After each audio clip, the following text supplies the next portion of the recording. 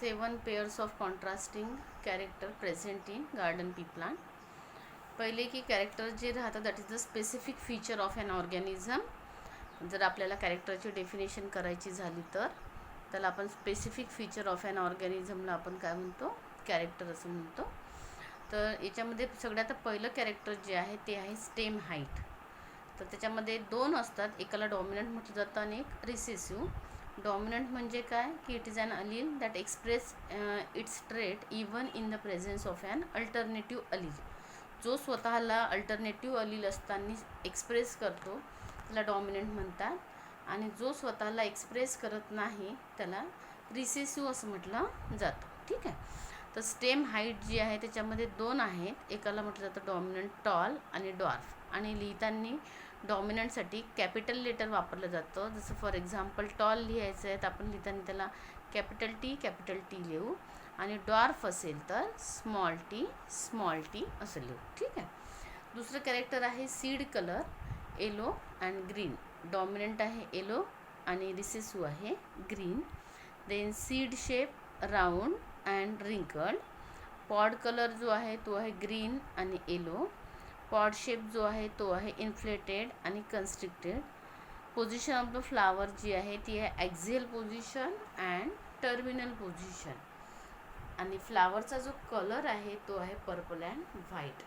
याच वर्षी या एक्झाममध्ये फेब्रुवारीच्या 7 पेअर ऑफ कॉन्ट्रास्टिंग व्हिजिबल कॅरेक्टर्समधले 2 कॅरेक्टर्स विचारलेले होते. तर 2 कॅरेक्टरमध्ये मग तुम्ही हे जे 7 कॅरेक्टर आहे याच्यामध्ये की कोणतेही 2 कॅरेक्टर लिहू शकता. जसं स्टेम हाईट आहे, फ्लावर पोझिशन आहे, किंवा पॉट शेप आहे, किंवा सीड शेप आहे असं. ठीक आहे. आता पाहिजे आपल्याला जेनेटिक टर्मिनॉलॉजी, कारण की आपल्याला या चॅप्टरमध्ये मोनोहायब्रिड क्रॉस, डायहायब्रिड क्रॉस पाहायचं आहे, बॅक क्रॉस पाहायचं आहे, टेस्ट क्रॉस पाहायचं आहे. तर म्हणून त्याच्यासाठी काही ज्या जेनेटिक टर्म्स यूज केल्या जातात त्याला जेनेटिक टर्मिनॉलॉजी असं म्हटलं जातं.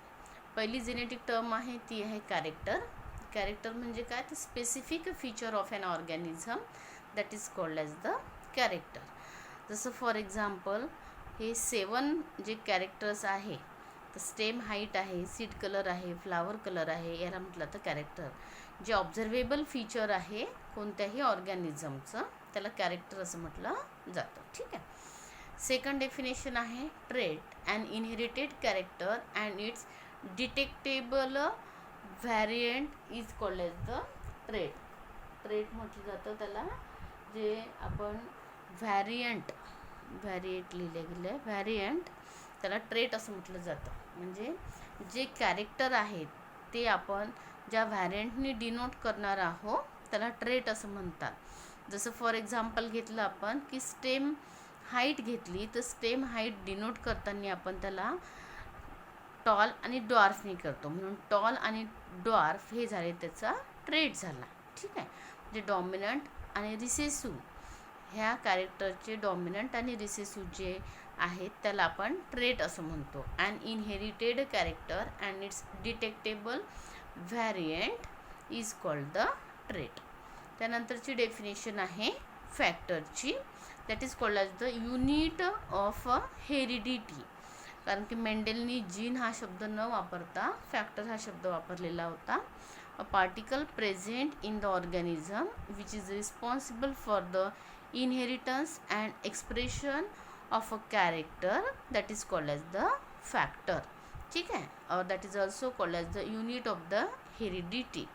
जसं आता हा जो ट्रेट आहे टॉल आणि ड्वार्फ, हा जो प्रेझेंट आहे हा टॉल आणि डॉर्फचा जो ट्रेट आहे त्याचं जे एक्सप्रेशन ऑफ द कॅरेक्टर आहे, तर ज्या पार्टिकलनी त्याला प्रेझेंट केलं जातं त्याला फॅक्टर हा शब्द म्हटला जातो.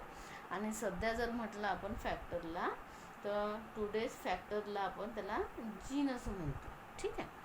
म्हणून नेक्स्ट डेफिनेशन आहे जीनची. It is a particular segment of DNA which is responsible for the inheritance and expression of that character. Gene, that is the particular segment of DNA which is responsible for the inheritance and expression of that character. कोणतंही जे character आहे किंवा कोणतंही जे expression राहते हे totally जीन्सवरती depend राहते. ज्या टाईपचे जीन्स असेल त्या टाईपचं कॅरेक्टर आपल्याला त्या ऑर्गॅनिझममध्ये पाहायला मिळते. नेक्स्ट डेफिनेशन आहे alleles or allelomorph. The two or more alternative forms of a given gene are called alleles or अलिलोमॉर्फ्स.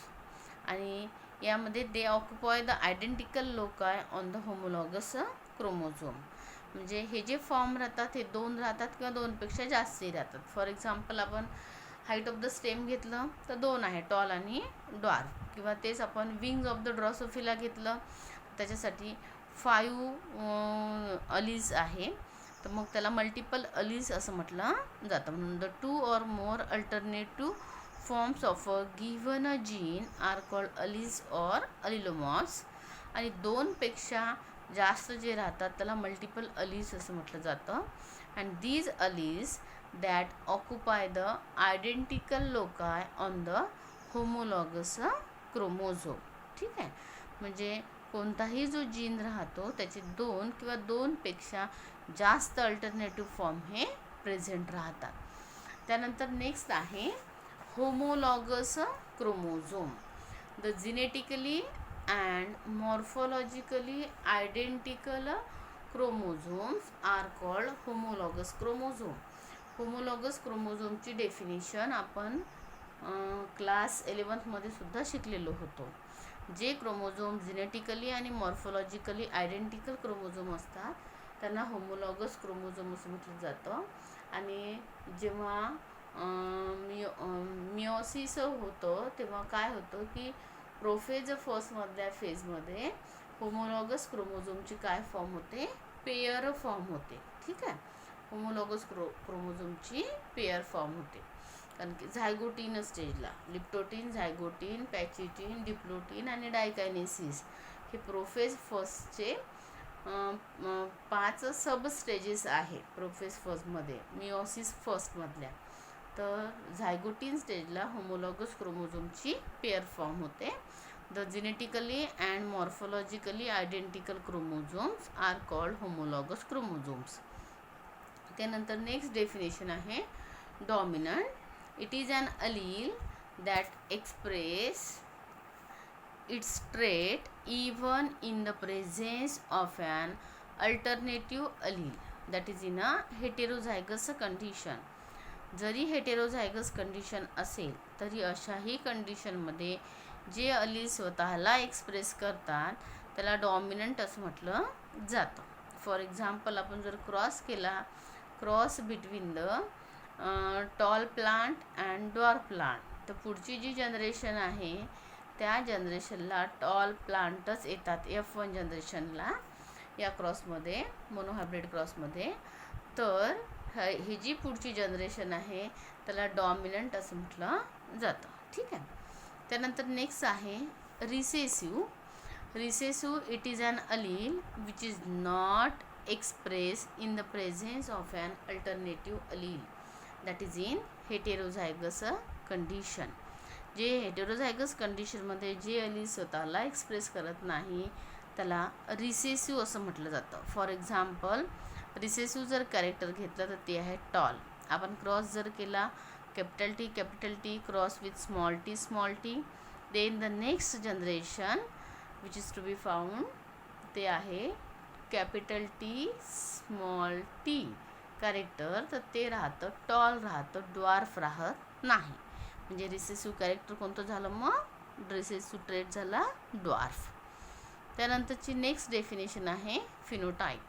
The external appearance of an individual for any trait is called phenotype. Example जर घेतलं तर tall आणि dwarf, height of the stem. External appearance जे राहतं ते observable feature राहतं of an individual for any trait that is called phenotype.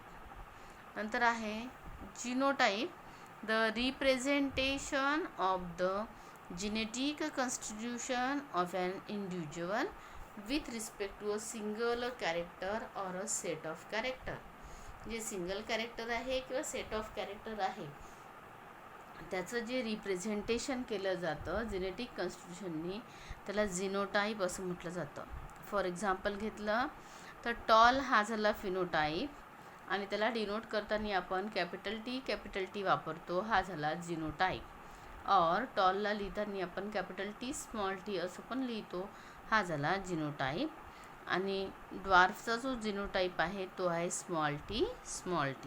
म्हणजे tall आणि ड्वार्फ हे एक्सटर्नल अपिअरन्स आहे त्या गार्डन पी प्लांटचं, म्हणून ते झाले phenotype.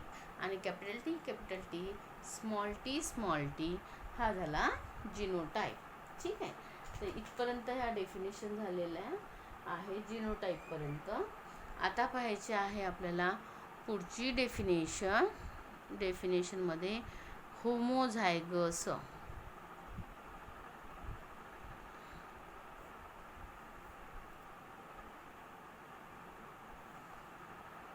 an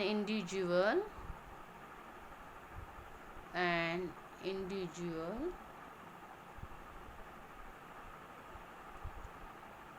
possessing similar alleles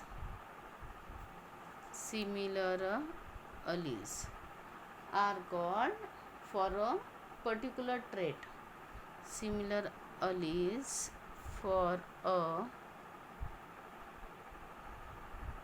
particular trait is called homozygous.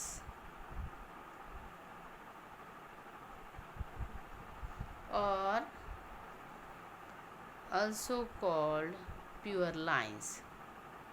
ठीक आहे, कोणताही जो इंडिव्हिज्युअल्स आहे which possessing the similar alleles for a particular trait is called homozygous. आणि हेटेरोझायगस जे राहतात ते ट्रू ब्रीड नसतात, पण होमोझायगस जे राहतात that are called as the true breeds और that are also called as the pure lines. ठीक आहे, म्हणून homozygous breeds true to the trait and produces only one type of the gametes.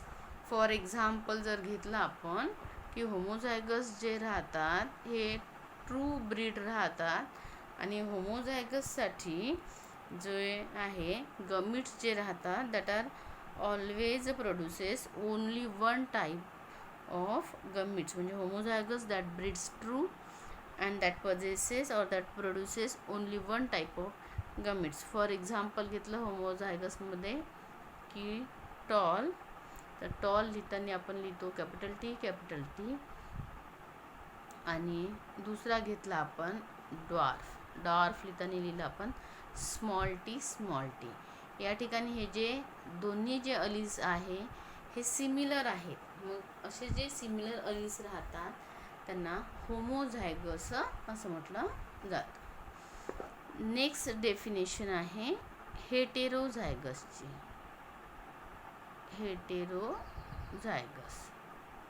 Homozygous आणि heterozygous हे दोन्ही opposite words आहे. And individual possessing contrasting alleles for a particular trait is called heterozygous. काय लिहिणार आपण definition? And individual possessing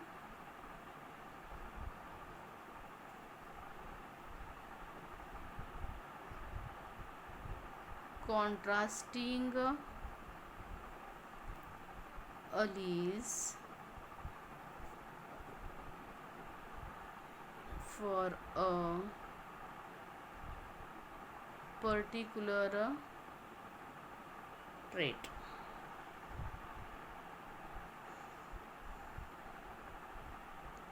is called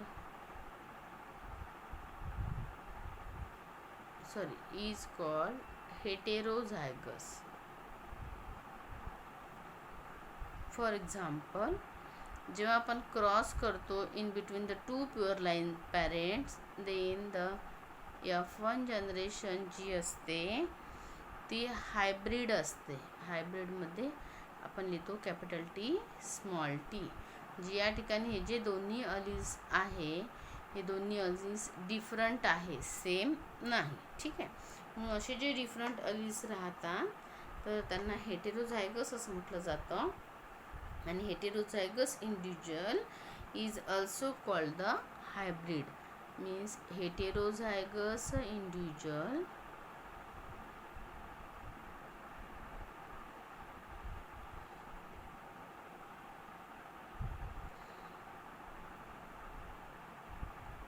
are